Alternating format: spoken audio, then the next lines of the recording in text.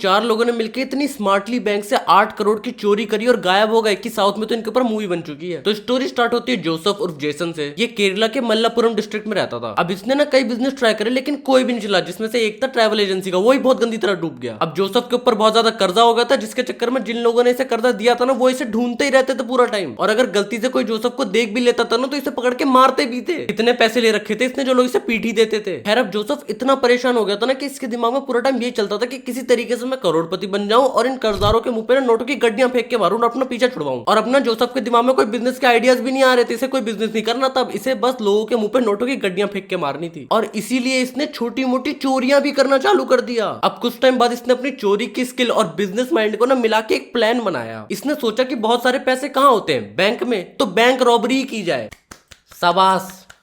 अब ये सब ये अकेला तो कर नहीं सकता था, इसलिए इसने अपने बचपन के दोस्त शिबू को सबसे पहले ये प्लान बताया। अब पहले शिबू ने तो मना कर दिया, लेकिन फिर बाद में जब जोसेफ ने उसे करोड़ों के सपने दिखाए तो वो भी पिघल गया और वो भी मान गया कि ठीक है करते हैं। अब जोसेफ ने शिबू को समझाया कि यार अगर हमारे साथ एक लड़की होगी ना तो हम पे किसी को शक नहीं होगा। पता नहीं कौन सा लॉजिक है इस थॉट के पीछे, लेकिन यही कहा था शिबू को। अब इसी थॉट के चलते जोसेफ ने ना शिबू से कहा था कि तू अपनी वाइफ को भी शामिल कर ले इस प्लान में, लेकिन शिबू नहीं माना। अब इसी बीच ना इनकी टीम में राधा कृष्ण नाम का ना बंदा शामिल हो गया, जिसे जोसेफ पहले से जानता था। अब ये बंदा एक स्किल्ड कारपेंटर था और एक अच्छा हेल्पर भी था। और राधा कृष्ण ने अपनी वाइफ कनकेश्वरी को इस प्लान में शामिल कर लिया। जोसेफ भाई ने तो पूरी टीम ही बना ली, अपने आप को मनी हाइस्ट का प्रोफेसर समझ रहा होगा। तब तो मनी हाइस्ट आई भी नहीं थी, हाँ, क्योंकि ये केस 2007 का है। अब आता है अक्टूबर 2007 का एक दिन, जिस दिन इन्होंने अपना प्लान एग्जीक्यूट करना शुरू किया। अब सबसे पहले तो ये लोग बैंक ढूंढने निकलते हैं जिसे ये अपना निशाना बना सके। और बहुत ढूंढने के बाद इन्हें एक बैंक मिलता है चिदम्बरम में, जो कि ज्यादा क्राउडेड प्लेस नहीं था, क्योंकि इन्हें चाहिए था कि हम किसी की ना नजर में ना आए चोरी करते। हाँ, ऑब्वियसली कोई नहीं चाहता कि वो नजर में आए, मैं भी कैसी ही बात करता हूँ कभी कभी। अब इन्हें एक बिल्डिंग मिली जिसके सेकंड फ्लोर पर बैंक था और फर्स्ट फ्लोर खाली था। अब जोसेफ ने ओनर से बोला कि वो और उसकी बहन कनकेश्वरी, हाँ, इसने अपनी दोस्त की वाइफ को बहन बताया, और इन दोनों ने भाई बहन बन के बोला कि इन्हें फर्स्ट फ्लोर पर रेस्टोरेंट खोलना है। अब ओनर भी भाई बहन देखकर ना जल्दी ही कन्विंस हो गया और जोसेफ ने ओनर को 50,000 रुपए भी दे दिया एडवांस में। अब जोसेफ ने फर्स्ट फ्लोर रेंट पर ले लिया और उसका ना कुछ नाम भी रख दिया, रेस्टोरेंट समथिंग। और वहां ना बड़ा सा बोर्ड भी लगा दिया जिसपे लिखा था अंडर कंस्ट्रक्शन, ग्रैंड ओपनिंग जनवरी 8, 2008। अब नवंबर 2007 में ना इन्होंने किचन और फर्नीचर का सामान मंगाना चालू किया ताकि लोगों को लगे कि हाँ रेस्टोरेंट बन रहा है नीचे। अब धीरे धीरे इन लोगों ने ना बैंक के स्टाफ से भी अच्छी खासी दोस्ती कर ली ताकि ये लोग बैंक के अंदर जा सके, थोड़ी बहुत रेकी कर सके, देख सके कि पैसा और गोल्ड कहाँ रखा जाता है। मुझे नहीं पता कौन सा बैंक एम्प्लॉय अपनी दोस्तों को बता रहे कि कहाँ रखा है पैसा और सोना, बट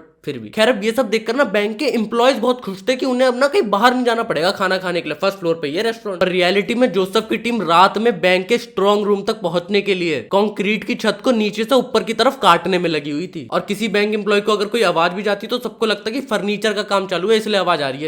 इतना दिमाग अगर जोसेफ अपने किसी बिजनेस में लगा लेता ना वो चल जाता अभी तक। अब बहुत दिन और रात की मेहनत के बाद ना इन्होंने एक सीलिंग होल बना लिया जो इनके फ्लोर से सीधा स्ट्रॉन्ग रूम में जाता था। बैंक के स्ट्रॉन्ग रूम और इनके बीच ना बस एक टाइल का फर्क था। मुझे ये पढ़ के ना सच में हैरानी हो रही है कि बैंक एम्प्लॉयज को कैसे नहीं पता चला कि बैंक के स्ट्रॉन्ग रूम में इतना बड़ा छेद हो रहा है। बहुत स्मार्टली काम करा था इन लोगों ने। अब आती है डेट 29 दिसंबर 2007। सैटरडे का दिन था, बैंक बंद हो चुका था और रात के वक्त ये लोग अपने रेस्टोरेंट से बैंक के स्ट्रॉन्ग रूम तक पहुंच चुके थे। अब इन्होंने गैस कटर से लॉकर काटे और 80 किलो सोना और 25 लाख रुपए कैश ये लोग लेकर अपने रेस्टोरेंट में आ गए। अब नेक्स्ट डे 30 दिसंबर 2007 संडे का दिन था और ये लोग ना सारा माल लेकर गायब हो चुके थे और बैंक बंद था तो लोगों को पता ही नहीं चला। अब 31 दिसंबर 2007 मंडे का दिन जब बैंक स्टाफ बैंक में आया और उन्होंने स्ट्रॉन्ग रूम जाके खोला तो उनके पैरों तले जमीन खिसक गई। करोड़ों की चोरी हो चुकी थी उनके नजरों के सामने। अब पुलिस को तुरंत बुलाया गया और ये न्यूज मीडिया की वजह से पूरे केरला में फैल भी चुकी थी। इस केस को सॉल्व करने के लिए पुलिस की एक स्पेशल टीम बनाई जाती है और इन्वेस्टिगेशन शुरू होती है। अब पुलिस वाले सबसे पहले तो यही देखते हैं कि भाई स्ट्रॉन्ग रूम में इतना बड़ा ह्यूमन साइज्ड होल है तो फर्स्ट फ्लोर किसने लिया था रेंट पे। अब इसके बाद ये पता चलता है कि ओनर को जितने भी डॉक्यूमेंट दिए गए थे ना आइडेंटिटी वेरीफाई करने के लिए वो सारे फेक थे। मैं तो ये सोच रहा हूँ यहाँ पर एक फ्लैट रेंट पे लेने के लिए अपनी कुंडली दिखानी पड़ती है और बैंक वालों ने भाई डॉक्यूमेंट वेरीफाई नहीं करे इनके। हाउ। अब पुलिस वाले सोचते हैं कोई बात नहीं, हम लोग ना सीसीटीवी फुटेज चेक करते हैं, उसमें तो कुछ दिखेगा ही दिखेगा।